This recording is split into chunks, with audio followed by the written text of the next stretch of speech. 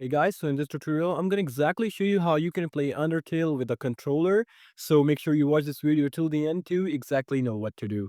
So in order to play Undertale with a controller, you have to download Undertale on Steam. So if you haven't downloaded, just simply go to your download section, just like store, and you need to simply search up Undertale.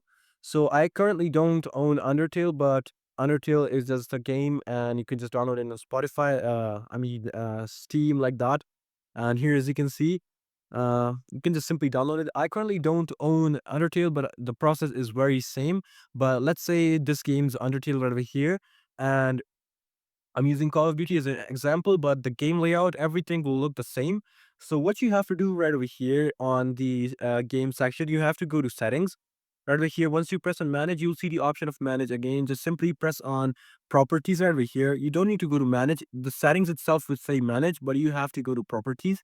Once you're inside properties, you'll see a few options, but here it will say controller as well. You just need to go ahead and press on controller. And right over here, you have to change the setting. Right over here, it will say override for Call of Duty, but for you, it will say override for controller. Just remember that. And it will tell you the input status as well.